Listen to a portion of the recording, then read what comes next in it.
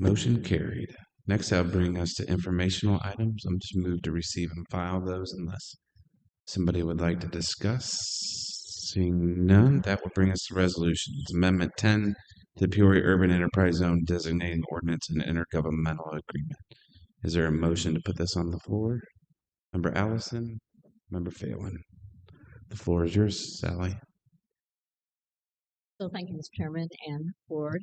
The Peoria Urban Enterprise Zone has been in existence since 2017 as its reorganized status. We are on double digits now, amendment number 10. This time we're bringing in approximately 32 parcels, and they are mostly the city of Peoria and unincorporated Peoria County, and then 2 parcels in Mapleton. So their incentives all stay the same. The property tax abatement for the descending 5-year, the building material sales tax exemption is are the 2 primary benefits. There's also the waiver of building permit fee, but then we receive an enterprise zone fee, so it's kind of a wash in terms of the fee and accountability. So just a quick shout out to Joshua Thompson and the GIS system here. It's a machine. They do an excellent job. And then also shout out to Jeff Franklin, who's done the legal description that is a whopping 90 plus pages. And so shout out for him and, hundreds of pins. So just, it takes a team to do this. So comments. Thanks, Sally. Much appreciated. Questions for Sally? You've been down this road before. Easy enough. Please cast your vote. Thank you, Sally. Oh, Paul, did you have a question? Scott, this is the one that I'm supposed to abstain on, correct? That is correct, Mr. Rosenbaum. Okay, I've got a. This is over. Okay. This is the one, right? Okay, I want to make sure I've got a piece of property on, so I just want to bring that up. Thank you.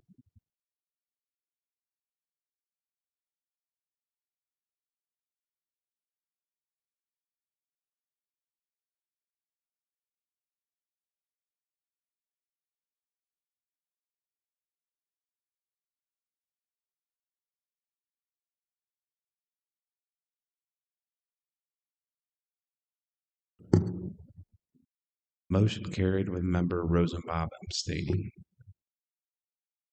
That'll bring us to amendment number 3 to the Peoria Rural Enterprise Zone designating ordinance and intergovernmental agreement. Is there a motion to put this on the floor? Member Blair, Member Duncan. So not to be outdone, but the rural area is expanding too. So this time, though, we're going to bring in the village of Brimfield. So we're really covering the perimeter of Peoria County. The village of Brimfield is excited to be a unit of government that's going to participate. They have adopted their ordinance that allows them to abate their property tax portion and their sales tax portion and their waiver of their building permit fees. So they're bringing in 17 parcels, so primarily along Route 150, which is Knoxville Street, and then some vacant lots that are tucked in behind like the bank, and then there's a couple parcels on each side of the village, out by the 74 Exchange, and then on the way out of the village. So in addition to this, we have some unincorporated Peoria County positions, an area by Princeville, Peoria County Business Park, Kickapoo Edwards Blacktop. We're bringing in Centennial Development, which has a number of businesses there. So this one has a total of 36 parcels. So there will be 3 applications going to the state on this one, adding territory, adding a unit of government, and then modifying incentives to accommodate the addition of the Brimfield's waiver. So number 3 on this one. Thank you, Sally. Questions for Sally? Sally, so does that leave any units of government not participating still? So, right. So like the area of Glassford, Kingston Mines are not in. I've not been approached by them. I don't know if Scott or any other members have been approached by them, but if they want to come in, they can. And the process is simple. They just have to get connected in through the intergovernmental agreement and the ordinance passage. So, Sally, thank you. I mean, from learning from other units of government, they might have a zone administrator, but even the municipalities handle it all. It is very nice to have in Peoria County one point of contact that handles it. So good job, Sally. Sure, my pleasure. Questions? Seeing none, please cast your vote.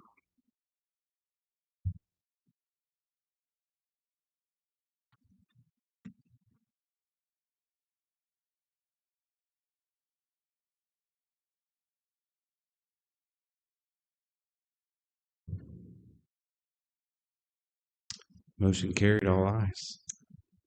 That would bring us to standing committees. Member Couch, are you handling infrastructure today? I handled it yesterday. We only had one resolution, the Mossfield Box Culvert, which was only one bid that was submitted by Stark Excavating.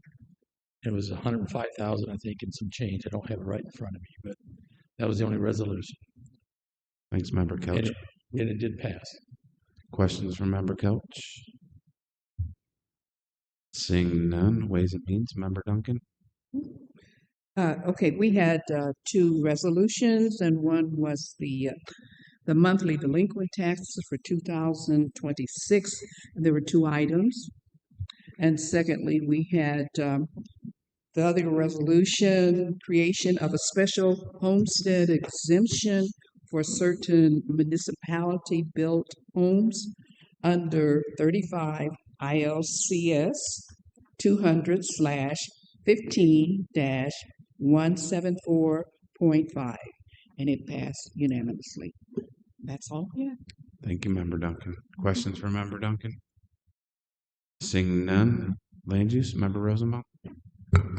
Thank you, Mr. Chairman. We had one resolution, and that was a horse facility up on Graham Road. Was wanting to add on and have a building and then have a vet on hand there where they can work out of the building there, working the horses, small animals brought in that, and then also have a mobile unit to go out to other farms. So once again, we got somebody investing in Peoria County and then expanding their operations. So it passed unanimously.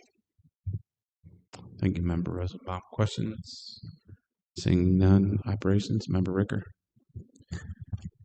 Thank you, Mr. Chairman. We had one resolution, adoption of enterprise artificial intelligence usage policy and governance framework.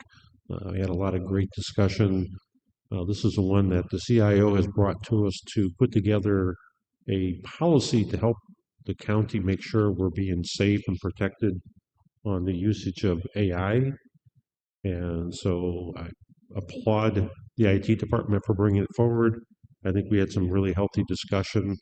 The ultimate decision was to postpone this for 30 days, bring it back in July, and shore up some of the questions that we had regarding the governance committee and making sure that we didn't disable any current employee from using a tool today that we didn't really have a process to enable them to apply for an AI license through the county. So there's some challenges, and we'll work with that next month. Thank you, Member Ricker. Questions? Seeing none, Health, Member Renault.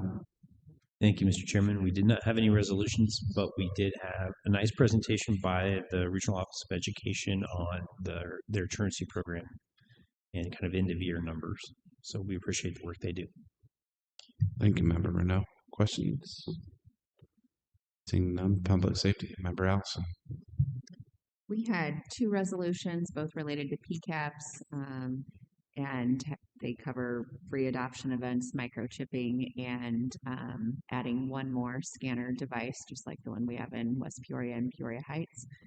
We also had a discussion from Brian Brown on the measures they are going to plan or are currently taking to help some of their employee retention issues. Thank you, Member Allison. Questions? Seeing none, Finance, Member Williams.